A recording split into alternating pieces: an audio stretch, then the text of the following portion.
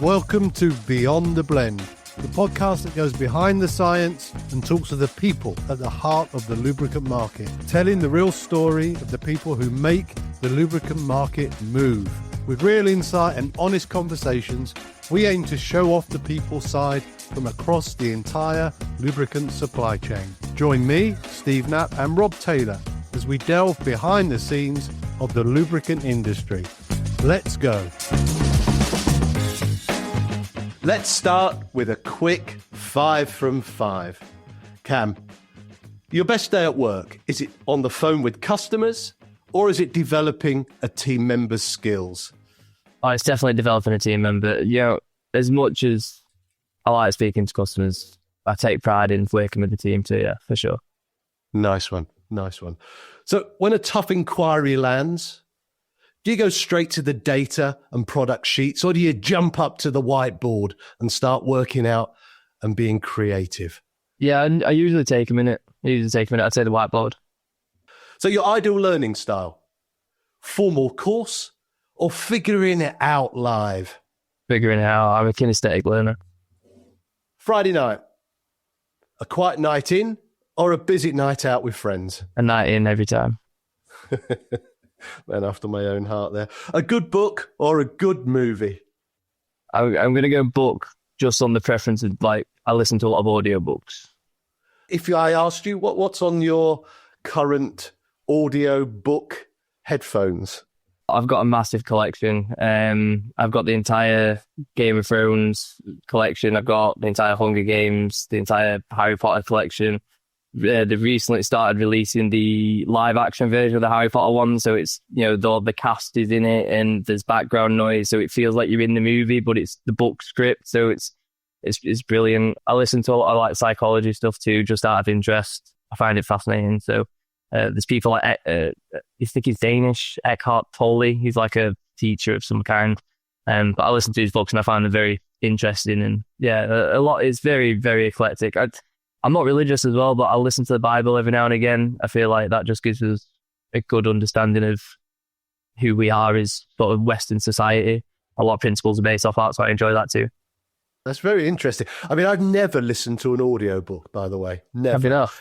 No, and I don't know whether that's a generational thing, but it took me a while to move to an ebook from a paperback book. And I'm in between. Do I like the ebook? But I guess it's more convenient. Audiobook, I guess, is even more convenient, right? Yeah, for sure. I mean, for me, like, if I'm out and about or I'm in the car or even when I'm going to bed, to be honest, you know, having an audiobook is much better to me than like repetitive music. I don't know, it just keeps thoughts ticking over, and I'm pretty sure you take things in subliminally through your sleep anyway. So I think there's some science behind there. That'd be pseudoscience, but science nonetheless. I love it. Well, let me tell people who we're talking to today, right? Before we jump into some of that you've shared already. Today, I'm joined by Cameron Clarke, sales manager at Oil Store, based in Doncaster in the UK. Cameron started his industry journey with Chem Limited. 9 years there, I guess, until they transitioned to Oil Store. We'll talk a little bit about that. Working his way from office admin into sales and eventually sales manager. So you rebranded from Chem to Oil Store. You moved across and spent the last few years, as I say, as sales manager, helping customers untangle lubrication, procurement, and reliability questions. I noted when I was researching that you completed your UKLA Certificate of Lubricants Competency with distinction. Congratulations. Thank you. And I'll often see you up front and center in Oil Store videos, right? Breaking down topics like grease thickness, hydraulic oils, stock availability, but in real plain language for engineers and buyers. Most recently, I've seen you've been writing about sustainability in lubricants and really nuancing that conversation. You're asking better questions about how petroleum-based products fit into the lower carbon future. So I hope today we're going to talk a little bit about how your journey started, what you've learned along the way, a little bit about reliability and inside that smaller independent organization and how you see the future of lubricants going forward. But we want to find a bit about yourself first before we jump into all that lubricant world. So Cam, give us a little bit of background. Bring yourself to life for us. Yeah, so I'm Cameron Clarke. I'm 29. I'm from Doncaster, South Yorkshire. I've lived here my entire life. I sort of flitted about until I fell into the lubricants world. I think my upbringing was challenging. Post school, I decided that very early on I wanted to have a career. I wanted to raise a family. It was always on the forefront of my mind. And then it was just about figuring out how I'd achieve that end. And I tried everything else in between. My first job was the business admin apprenticeship. I'm not particularly good at sitting behind a desk processing paperwork. From there, I've been a travel agent, a roofer, an outdoor activities instructor. I've worked pretty much everywhere until I got to 19, I believe it was. No, maybe 2021 when I've joined Oil Store Tracom at the time. I was just an office administrator, and it was around that first year that my girlfriend at the time fell pregnant. And from there, I realised what I had. I'd got into a place that I could genuinely see that I could grow. I was starting to raise or work towards having that family and that life that I wanted, and it's been all guns blazing since, I guess. Nice one. Family clearly very important to you. A real driving force. The most. Love it. And 2 daughters, right? Yeah. How old are they, Cam? Yeah, so Luna is 3 and Harper is 8. Oh, wow. Yeah. Wow. So fun times. Yeah, challenging, of course. I'm still young. And obviously I've got an 8-year-old and I'm 29. So we were very young when we had our first daughter. But that was always my intention, I think. I remember being young. I've got one memory of school, and we were in a class and people were saying, what do you want to do when you grow up, right? We had to write a thing about it. And I just remember writing this thing about wanting to be a dad. And I was like 14. I want to have a family. I want to have a good career, all this stuff. And everyone's like, oh, you want to do way much more than that. You want to do this, you want to do that. And for me, I think the usual rebuttal is, well, did you not want to enjoy those years? Did you not want to travel? Do you not want to do this? Do you not want to do that? And I was like, yeah, I do want to do that, but I want to do that with my blood. I want to do that with my kids. I want to enjoy the world with a piece of myself. Do you know what I mean? That's my intention. So get the hard years out early. And then share it together. I mean, I only last year, very fortunately, went to Vietnam with 2 of my 3 daughters. It was magical. The moments that could, priceless, absolutely priceless. And I hope both ways, for them and for me, right? Because, I felt privileged. They wanted to spend a bit of time with their old man. Yeah. But they genuinely did. And I don't think it was because I was paying. That'd be the worst thing for me. I've set myself up for this goal of seeing the world and doing everything with my daughters when they're older, and I'll keep on working to meet that end. But ultimately, they'll get to 20 and be like, "No, thank you." I doubt it. I mean, I doubt it. There's a bond that you're building. I'm absolutely certain. I mean, could I probe? Why do you think the young you wrote that down on your sheet at school and didn't put, I want to be a pop star or a footballer or whatever? Why do you think it was? Have you reflected on that? Yeah, a lot. Like I said, I had a challenging start. Well, say start first 14 years, I guess. And I think I had a couple of solid family members outside of the chaos, right? I had my granddad, who was just a stalwart. He's my best mate. He was basically my father, right?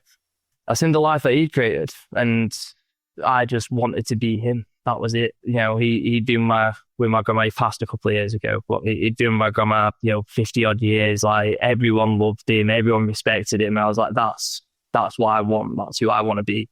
And I suppose people have got 2 options in my situation. It's either, you mimic your environment or you go against your environment. And I didn't see the first option as anything to approach. So I went for the second, and I created something that maybe I should have had, didn't have, but I created what I wanted. That's lovely. Thanks for sharing that so openly and with the audience, because I think knowing what shapes you and what guides you, I think I got that much later in life, right? So if you found that earlier in life, and be it through very difficult times or be it through epiphanies, let's call it, I think fair play to you, because I think it will give you a much more balanced and and a happier way forward, because I guess you're fighting for the things that matter earlier than the things you think matter, right? Yeah, my focus has been clear for a long time. My ever since becoming a father, really, my overriding goal has been to support them and do my best work for them. And it just so happens that I've found myself in an environment that really allows me to do that. So there's a complete synergy there. The better I am here, the closer I am to achieve my goals outside of here. Yeah, I like it. I really do. So, I mean, and again, thank you again. I mean, a privilege to hear that, and I do appreciate it. So let's start just jumping a little bit into now we know a little bit about you. My gosh, we know a little bit more about you than I ever realized we would learn about you today. But then we start to think about the very beginning in that professional sense. I mean, you've spoken about, you've been a roofer, you've been an outdoor activity guy. All of these things have shaped you and formed you. But there was a beginning point when you were, attracted to trade chem. How did you find yourself joining that? I mean, was there sort of just an advert in the paper, or was it? How did it work? How did it work back then? I'll tell you exactly where I was. I was on the top of a double-decker bus. I was on Indeed, just sort of having a look what was going on. I was working at an indoor play area at the time called Astrobound, and I was doing on-site first aid, which was just basically friction burns and bumped heads all day, from the slides. And I thought I need to get a grip of what I actually want to do here, because I've enjoyed a lot of what I've done, but I haven't found the thing that I think I can excel at. So I sort of did apply to 100 jobs, and then I got Daniel, who I know you spoke to and you've met, reached out, offered me an interview. I actually remember calling him before my interview. I was in town, and I said, "Hi, I know I've got an interview next week, but is it okay if I wear jeans to my interview?" Completely young and just no idea what I was doing. I've no idea why he still let me come in for an interview, but he did. And then there was a lot of waffle in the interview, that I was a master on Excel and all this stuff that I got found out fast about. The first 3 months, as I said, in the probationary period, I've come on as office administrator, and I think it became apparent quite quick that that's just not suitable for my skill set, I guess. It wasn't through a lack of ability. I struggle to maintain focus. Like, for me, I need something to be engaging, to really keep me at a screen for a couple of hours. Sort of processing paperwork, it's not something I can do particularly well. And then from there, they had a choice, I guess. It was, do we look for someone else, or do we look to work with Cameron, play to his strengths? And by that time I'd built up some good relationships already in the time that I'd been there. As office administrator, you're ringing customers and speaking about invoice queries or sales order queries, but what that gave me was an opportunity to be on the phone to people, and I could talk, and I started building relationships with customers that I weren't really trying to build the relationship. It just started happening, and through that I was getting a few sales, and and they said, well, Danny and Kev, we'll move you into a sales role, and we'll bring someone else into the business who is Tom Page, my best mate in the world and now our office manager. And then it's just sort of went from there. So Tom is your best mate in the world, and now you work together as well. I mean, that's super cool, right? Yeah. So I knew of him outside of work. Doncaster, not particularly big.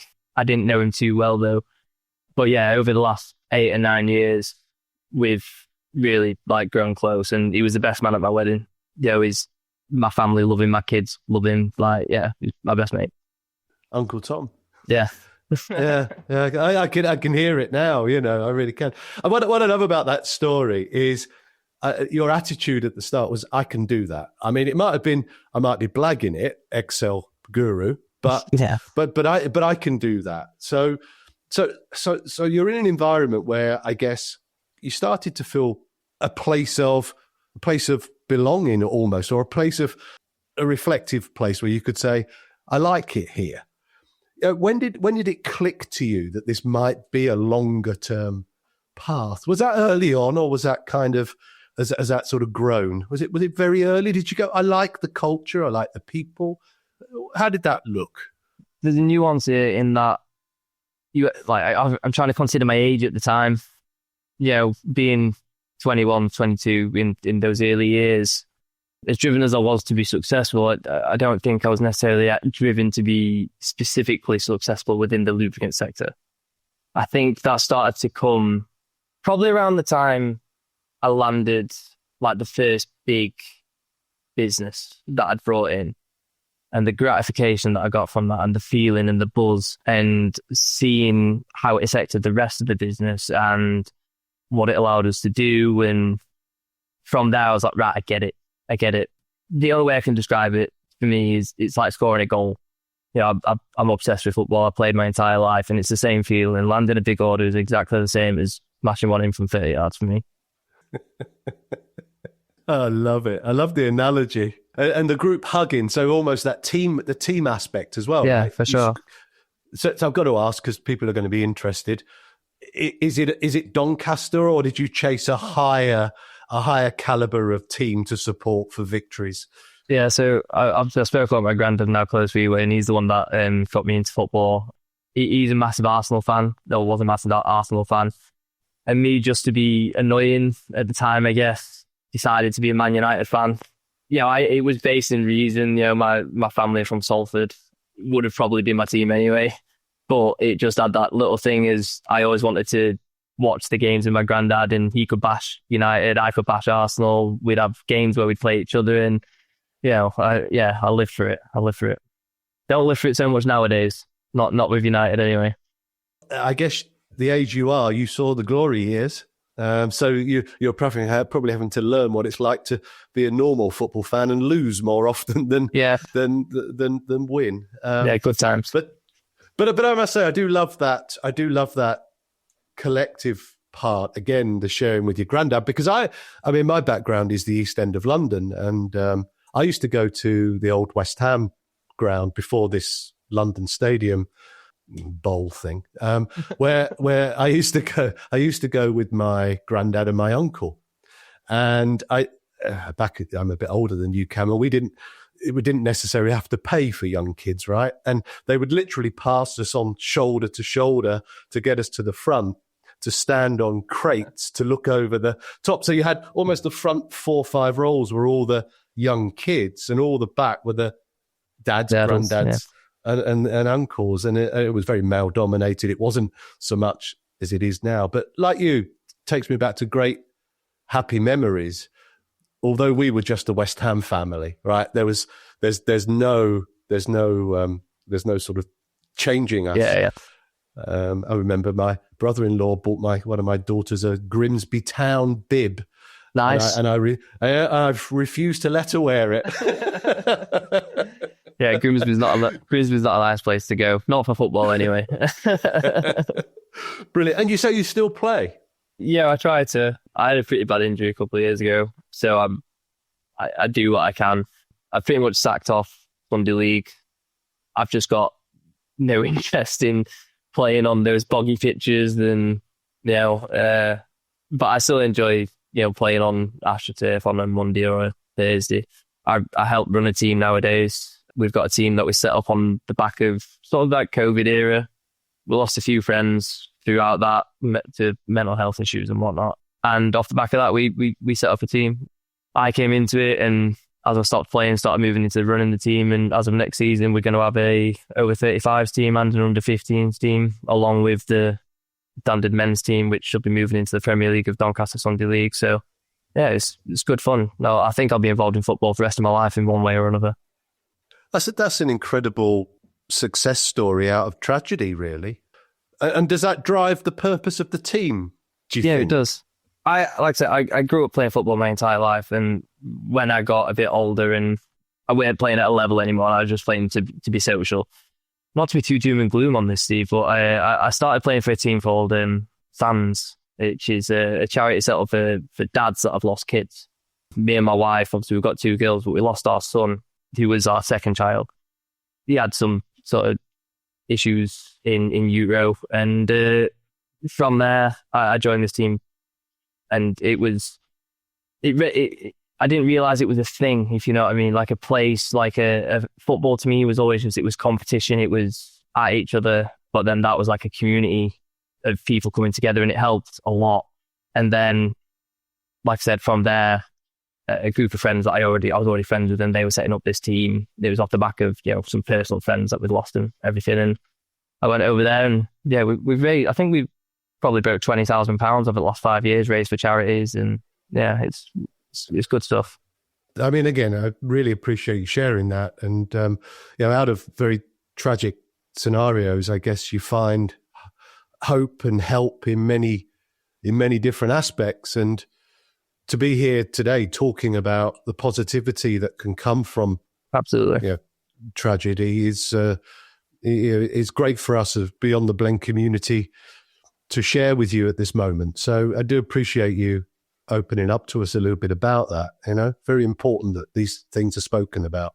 Oh, for sure. I'm an open book. I like all these things. You can view them in negative lights, but I look at where I am, today, 13 for the second 26, and life's good. Like you can keep going. I'm not saying that everyone couldn't just keep going, or you shouldn't necessarily keep going without help, but it's not as bad as it could be. I wrote something on Substack the other day. I started writing a bit on there. That negativity almost always compounds, but positivity or forward momentum, even slight, tends to work in your favour. And that's just an ethos that I keep working to. And of course, if you're challenged, that ethos is challenged, right? So sometimes they're very easy things to say, but I guess you talk from a position of I've done it. You've done it, yeah. And I think that really matters. I mean, we're very blessed to have, as I said, 3 girls, and one of those is autistic, and we very much, I mean, it's nowhere near the tragic scenario you're talking about. But what I'm talking about here is you can at least present from a position of a little bit of knowledge, a little bit of experience. I mean, I'm not her, so I can't talk for her, but I can at least overlay what it's like to be a parent in that scenario.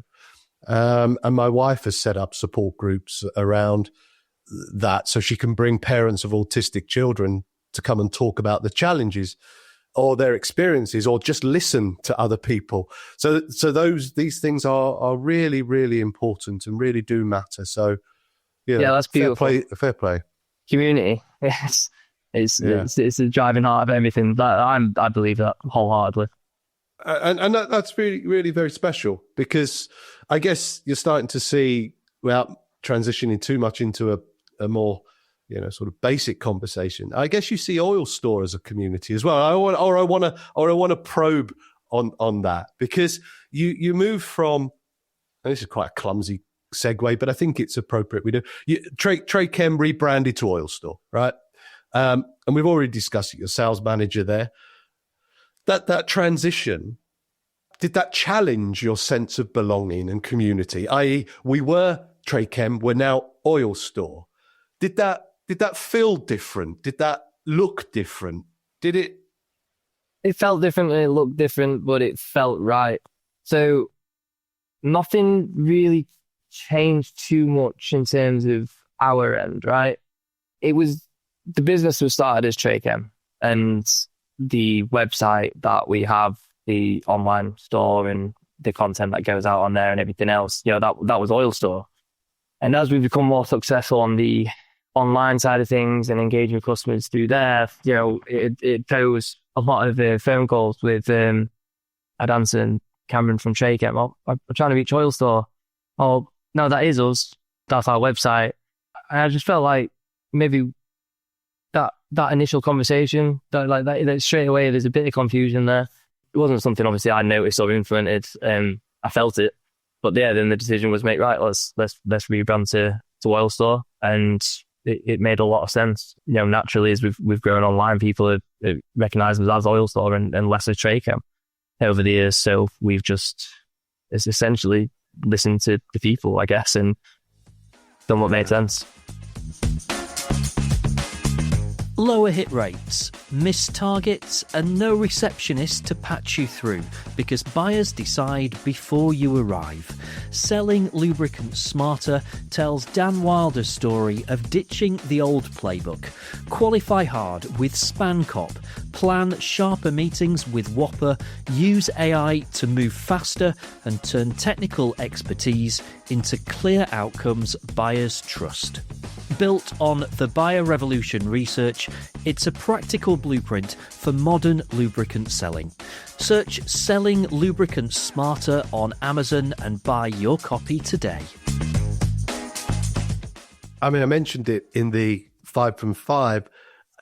I really see the personality of your business coming through. I really see the personality. I mean, I don't think you guys are shy of getting the video camera out and sharing what you're all about, be it Christmas quizzes or whatever it is.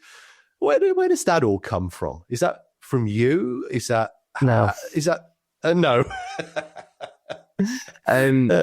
I have input into it. I have a lot of ideas. My head's constantly just whirring with thoughts and ideas and approaches. And can we try this? Can we try that? What about this? What about that?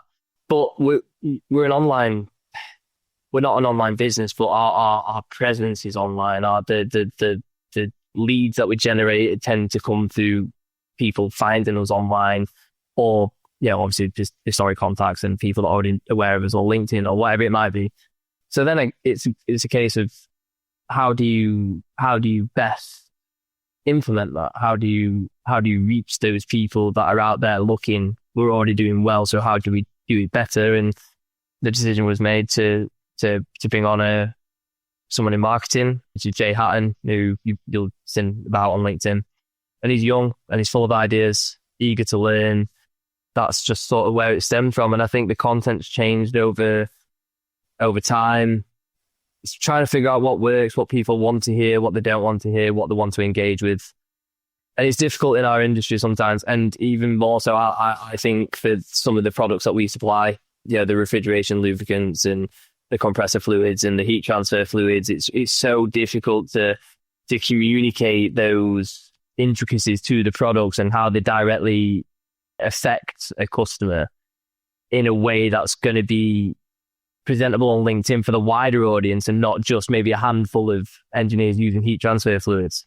So I've flitted from style to style and content drive to content drive, and over time I realized I'm just going to write about what I feel, and that's what I go with now. And I think that works well because obviously we've got Jay on the Oil Store page and everything else that's putting out the rest of the content and the videos and getting the personalities across, and the little more technical related pieces that go out in the Oil Store and everything. It doesn't necessarily need to come from me, I guess.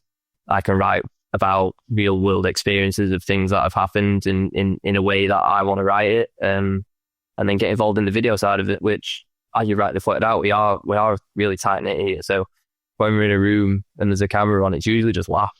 Yeah, I could only imagine. Honestly, yeah. I could only imagine. Let's go to that. Writing what I want to talk about. Talking about what I want to, only showing what I want to show. I mean, I'm curious about that because as a business, you've demonstrated in your previous answer and proof of the pudding that personalization and accessibility to the human side has really benefited Oil Store, right? There's no doubt about that. The strategy, whosever's it was, however it was deployed, sets you above many in the market because we recognize you, we know who you are, and we begin to trust you, right? So that's the whole 101 lesson for people listening into Beyond the Blend. That's why they do it, folks, right? Yeah. But there's this deliberate choice you've made. Well, explain it. Is it to reduce the amount of content you create, or focus it, or because it's a lot more specific and nuanced? Yeah, you explain it. What you made a decision. Yeah, so sometimes it was more of I need to get a post out.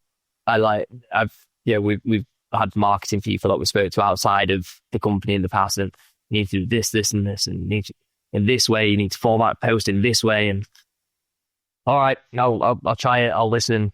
And I never enjoyed it. Like, I never enjoyed writing that way. I never enjoyed like someone giving me something to write about and saying, create something. No, I don't like doing that. I feel like you're only going to listen to me if I'm telling you something that I actually feel and that I'm confident about. And, that's communication, isn't it? Whether in writing or over a call like this or face to face, people know when you're not sure about what you're writing, whether it's your word choice or your facial expressions or, how you, your facial, whatever, like people know. And I don't want to be in that position. So I'm going to write about what I like, about what I feel, and hopefully, because it's a first-hand experience, that's going to be more relatable to other people that are doing a similar role to me. Wow, yeah, that is exactly what happens. And when it's not forced, the writing's easier. People seem to catch on to it and enjoy reading it more. And ultimately, why else are you writing? You're writing so it resonates with people.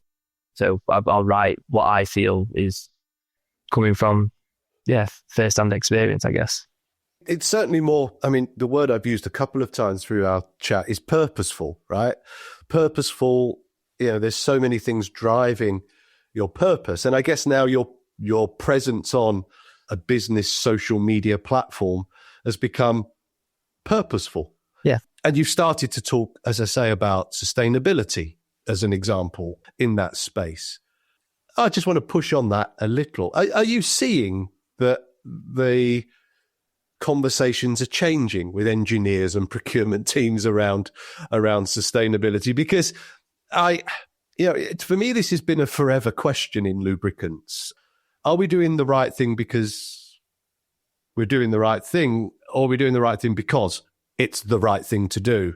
I'm interested. Are you seeing any movement here? Time of recording, Trump has just said something absolutely stupid around the green environment and emissions, right? So you probably would have to look back to. So where are we in this sort of world of seller to buyer? How is this landscape moving or changing or adapting? Okay, so there's definitely taglines that I put onto maybe requests that I send. If you can quote a environmentally suitable alternative, feel free to do so. We as a company, we want to consider this. I see a lot of that, but if 9 times out of 10, if you were to go and quote an alternative, they go, well, can you not supply the part number I originally asked for, or the products I originally asked for? So as a corporation, maybe there's an environmental goal, but whether that's drip fed down to the actual front of house or the team members that are actually dealing with it, I don't know. What I will say is it's few and far between that I receive an inquiry of someone saying, I use this, but I want to be more environmental. I just don't think a lot of end users maybe think that way. Maybe they're not even fully sure on what the environmental impact is of their products that they're using. So the question is never posed in their minds. And maybe that's a different conversation entirely. And I think I'd say the push is coming from the suppliers rather than the customers, maybe. You've got the customers using the goods, and then you've got the public driving sustainability initiatives. And then you've got the manufacturers making brands and products and trying to get into markets to meet the public's demand. But whether the end user or the seller are actually targeted to buy and sell that way, I'm not sure. Because you're the sort of middle part here, right? You've got your brands creating marketing messages, and you've got your customers creating demand. So you're kind of joining the whole thing together for them, aren't you? I'd reverse that in a little way. And I'd say the manufacturers create the demand by being who they are. I know you've worked for Shell, and it's the same with Lubrizol and the other brands that we work with. People recognize that brand, and the absolute one thing manufacturers are great at is manufacturing lubricants. That's what they do brilliantly, and creating all the content behind it and all the science behind it and all the literature that can be made available to the public. Maybe sometimes there's a bit of disconnect in getting that information from the manufacturers to the wider audience. Fine. But for me, the manufacturers create the demand, and we service the demand in the best way possible. And in truth, manufacturers, that's probably where they fall short, right? It's they're great at manufacturing lubricants, but not necessarily fulfilling demand, or not as much demand as they create by being who they are. Yeah, I just find it an interesting space because I would say 30 years ago, I remember one of the very first conversations I had with marketing in Shell was that, I guess at that time it was perceived the threat of electrification. That was 30 years ago. And I must say, I still attend some of these conferences. And whilst the context of the conversation has maybe flexed a little, the subject is still the same. Yeah. And I just think it's one of those things that we've got to still wrestle with as a sector. It's difficult, isn't it? But I think that a lot of the reliability, I know you spoke to Jade recently, I listened to that one. Like the reliability side of it, that's one way of looking at it too. It's like, right, okay, so I think there was a conversation that you briefly had about literage, and is there an issue between you increasing service life of product and literage, right? Like for me, I know that I'm sales manager, and you look at a literage and you target for that, but I've never looked at it that way. I'm trying to service the customer in the absolute best way possible, and that will lead to repeat business in the most sustainable way over a long term, right? If that means that you're improving service life of a product by ×2 or ×3, brilliant. And that's one way that you can look at the environmental impact of lubricants, as well as how they're formulated from the top. So there's scope to be improved on, and I don't think we should ever stop trying to improve it. You know, that we've got one planet, like we should care for it in the best way possible. I just don't. It's usually people say, right, well, I want this as the end goal, and then they're very unhappy when you don't reach the ultimate end goal. But I really don't think we'll ever reach that full end goal. I don't think the world is set up for it. It needs to be united front. The whole planet would need to do it. Yeah, do the right thing, right? Do the right thing. And I'm going to go back a little, only because this is where my mind has gone with the conversation.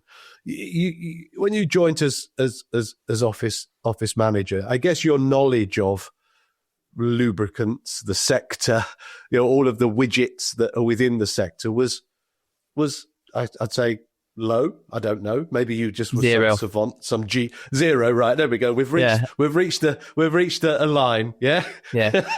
I joined as office administrator, definitely not office manager. Yeah, absolutely zero application knowledge.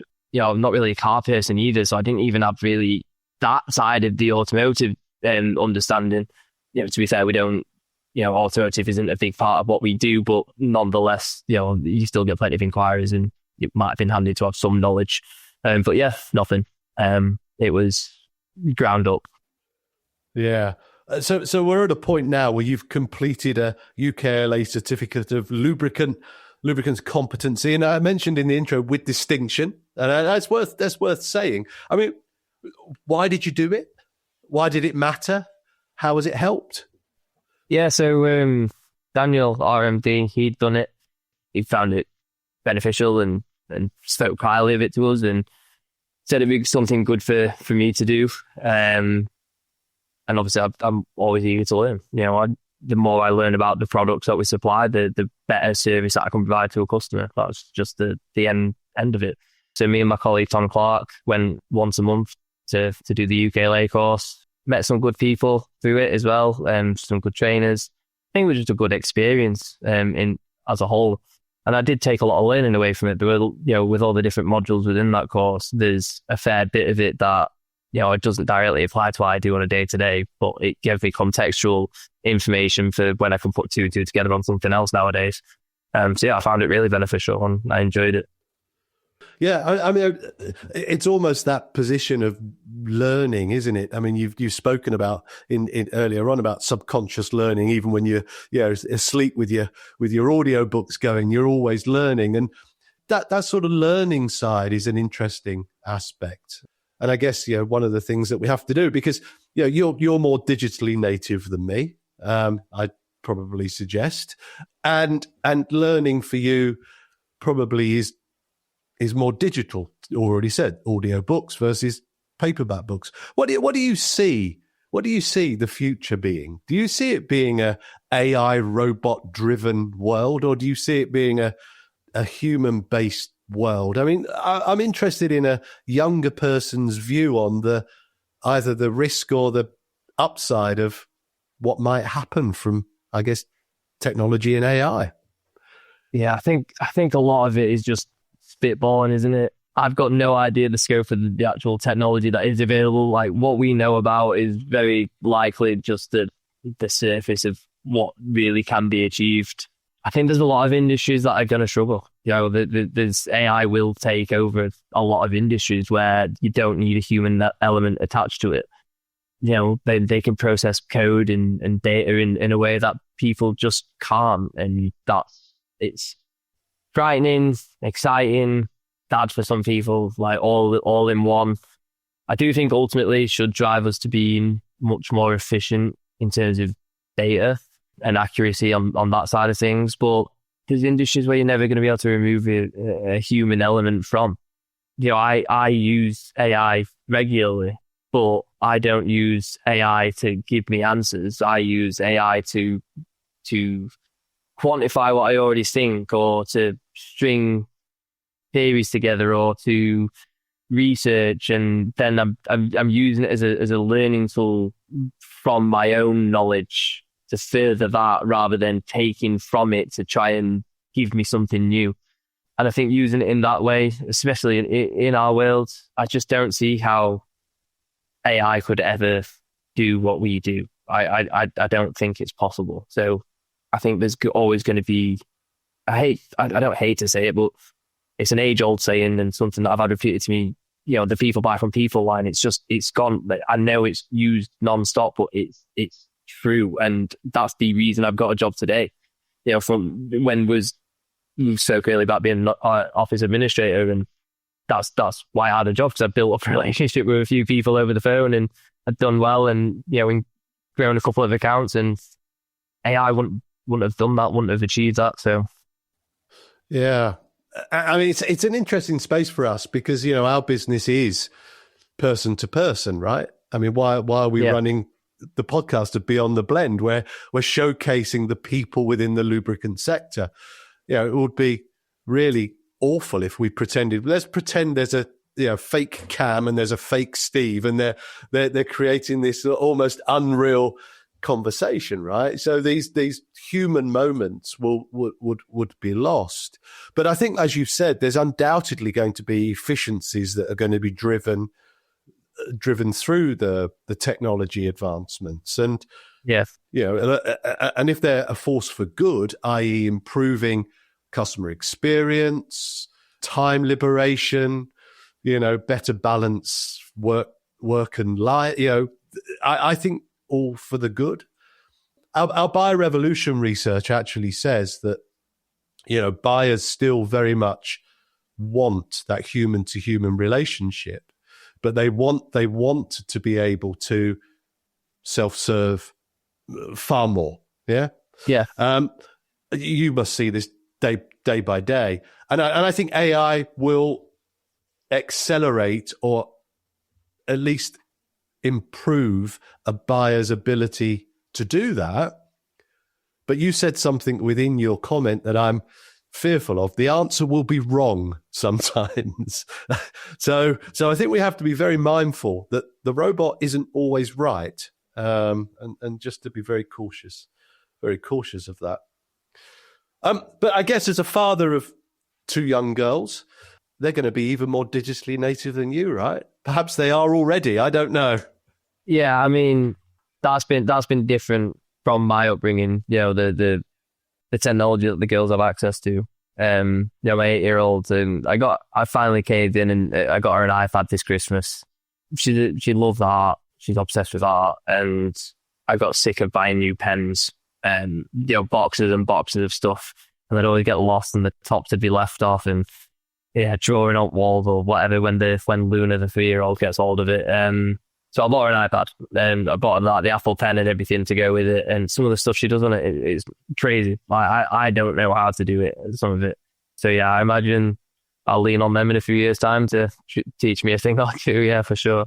I'd imagine so. I mean, I think there's almost this sort of there's almost this guilt, isn't there? I mean, hear it on the radio. We in the office here we have Radio 2 on quite often, and Jeremy Vine talks nonsense often. I don't know whether he'll sue me for that, but one of the things they often talk about is the guilt that parents feel about the year they buy them an iPhone or an iPad, and I think there's sort of all this extra tension about when is the right time to do it, when is the wrong time to do it.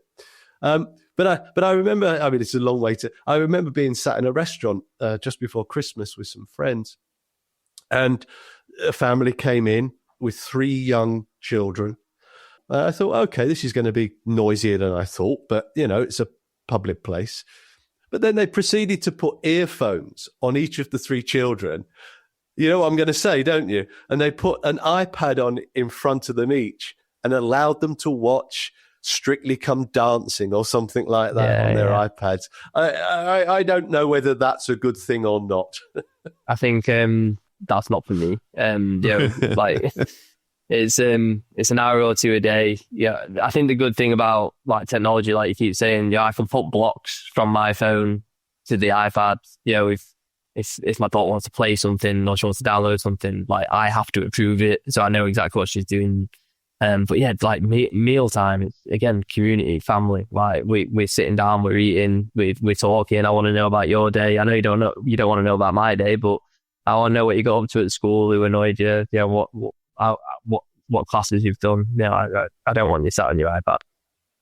And I think that's why I wanted to just flush that out as one of the sort of the last pieces we spoke about, because just again, to bring forward your clear boundaries or desire around family and that communication.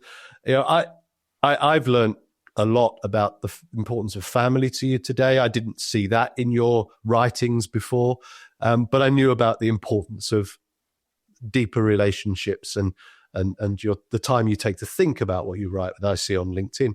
So I've really, really appreciated seeing how those 2 things play out in your world. And I've really enjoyed hearing about how that sort of community at work is important to you. And actually you've got your best buddy there, which could only be great. Yeah, it's not just Tommy either, to be fair. Yeah, as I've sort of developed in the business over the years, it was only probably 2 or 3 years ago I started being involved in like the interview process to start building the sales team, or further building the sales team. And that side of it, again, it was more about finding not necessarily someone on paper that would be perfect for the job. It was more about sitting across from someone and thinking, can I work for this person? Can I develop this person? Can I connect with this person? And I think for every hire throughout the business, whether it's someone that I've interviewed or Daniel's interviewed, that's been the goal, right? Bring someone in that can be a functioning member of the team, but also part of the group. And I hope that comes across, and you've said it does. And that's, we're not faking anything. That we are just who we are. And I also hope that for the rest of the team, that they've got an environment where they can come in and be their authentic selves, but still succeed. There's so often people have said you have to be this way to do well. You have to say a thing in this way to get this thing done. No, I disagree strongly. A great example is emails. Like quite often, well, every 10 minutes or so, can you check over this email? Can you check over that email? So on and so forth. And my usual feedback is stop trying to not be yourself. Write how you write, talk how you talk, put your personality across to the customer, speak to them as a person. That them usually pulling them back from being too intricate or corporate in the jargon or whatever it might be. Yeah, it's at the heart of everything. And I think it plays out, obviously, in terms of the culture we've got here, but in terms of how we're doing as well. I mean, just consistent year-on-year growth, and that stems from an environment that just wants to keep going and wants to keep working and loves being here and just wants to, you know what I mean? I mean, I think that is so special to hear. A leader saying to their team, just be yourself. You're not a bad person. Just be you. And I think for people listening into Beyond the Blend, I think there's a really strong message to let land Don't be something you're not. Don't pretend you're something you're not, because you can't keep that up. The only person you can be is you, because that's where you're going to fall back to, right? And it's been a privilege to hear this and learn this about you, Cam, today. And I've really enjoyed how we've touched on those earlier days, those moments of difficulty that you kindly shared with us, and how they've helped shape you and influence your purpose. For me, that is a really rewarding part of my day today, and I think one I'll leave here feeling better for having. You've taken us through the more mechanical side of your career, which I've enjoyed as well. So thank you very much for sharing that. But I think you're uniquely placed to, I guess, even if this is advice for your daughters, but maybe for people listening in to Beyond the Blend who are thinking about a career in the lubricant sector, because you didn't intend to be here. You were on a double-decker bus. Yeah, you didn't know if you could wear jeans to the interview. So what would be your piece of advice? What would be the one thing or the message you would send to these listeners? Yeah, so specifically for our industry, just try and cut out the overwhelm sometimes of how many different moving parts there are, how many different companies there are, how many different products there are. For me, if you just listen to people and you focus on what they're saying to you, usually you'll be able to ask the right questions and then go away and find the right answers. So often I've got customers over the years that have reached out to me and spoke to me and said, I've got this application, I've got this machine on site, this is the issue with it. What do I do? And I'm on the phone, and I think a lot of times people can be like, I don't know, I'm not sure, and be flustered. And for me, that's just way too much information to, first of all, give an accurate diagnosis over the phone. But secondly, how can you be expected to know everything that goes on in our industry? So just have a minute, take a step back. Thank you for sharing the information. I've got all the notes I need, got your contact details, be back in touch. And then have a thought, have a think, who do I know, who do I speak to, who's in my network, and really go about that. And it's really important that your first response to that customer who's come to you with a problem is the right response and the best response you can give them. Because if you rush a response out of panic, you're going to lose them. And that's just going to be that. So for me, have a minute, take your time, think about it, be yourself, and then address the customer's concerns once you've got everything there. I'm very appreciative of that. I think that's really good advice. You're right. You can't know everything. It's impossible. And the pressure sometimes to believe you have to respond. And again, I think it's testament to you creating the right environment for people to succeed in. So, Cam, this has been a treat for me. Thank you for joining us and sharing with the Beyond the Blend audience. I'm sure you've motivated people to want to connect with you and learn more about what you say and what you do. Where would you guide those people to do that? Where could they find more about you? Yeah, so for anything specific to our industry and oil store, and just find me on LinkedIn, Cameron Clarke, oil store. Like I said, I recently started a Substack. I'm going to be writing a lot more outside of industry writing. Nice one. That is magic. I've really appreciated that. Cam Clarke, thanks ever so much for joining us. We'll catch you next time. Yeah, thanks, Steve. Lubricant Expo and the Bearing Show North America returns to Detroit from March 17 to 19, 2026. Meet leading companies showcasing the latest technologies in lubrication, bearings, reliability, condition monitoring and plant performance all in one place. You'll join engineering, maintenance, procurement and R&D professionals, plus OEMs and end users. Attend our world-class conference, network and strengthen professional relationships, access workshops and training sessions, all completely free. This is where new partnerships are formed, deals are done, and the future of industrial reliability is shaped. Register now at lubricantexpo.com/NA. Thanks for listening to this episode of Beyond the Blend. Be sure to follow us to catch next and future episodes as we continue to explore the people within the lubricant market.